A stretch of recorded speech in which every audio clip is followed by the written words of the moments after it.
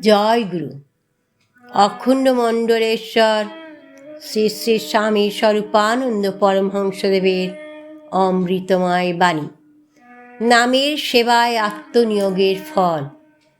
শ্রী শ্রী বামুনি তার এক ভক্তকে লিখিলেন, আমি তোমাদের জন্য কোনো বিষয়ে আদেশ বিধির শৃঙ্খল বাঁধিতে চাহি না। তোমরা একান্তভাবে নামের সেবায় আত্মনিয়োগ করো, তাহার মধ্য দিয়া শাশ্বত সত্যের সন্ধান পাইবে। যুগে যুগে মনুষ্য সমাজের গঠনের পরিবর্তন হয়, সামাজিক রীতিনীতিরও পরিবর্তন পরিকর্ষণ হয়, কিন্তু সকল যুগেই যিনি চিরস্থির অটল অচল, তিনি সব কিছু পরিবর্তনের মূল। সেই মূলকে আশ্রয় করিয়া চলো। যখন যেমন আবশ্যক হইবে তেমন করিয়া বাহিরের সংসারেও মনের পটভূমিতে পরিবর্তন সমূহ হইতে থাকিবে।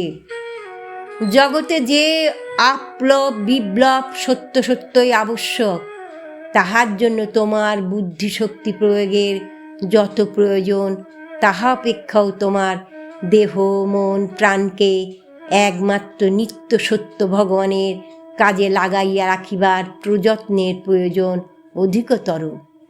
তাহারই ফলে আপনা আপনি নানা অবস্থান সমূহ সুযোগ রূপে আত্মপ্রকাশ করিবে এবং তুমি তাহার মধ্যে নীরব নিরহংকার ফলাভিসন্ধিহীন কর্মযোগীর জীবন যাপন করিয়া অনেক ভগ্নতরীকে নিশ্চিন্ত নিমজ্জন হইতে বাঁচাইয়া সহস্র সহস্র আরোহীর প্রাণ রক্ষার কারণ স্বরূপ হইবে।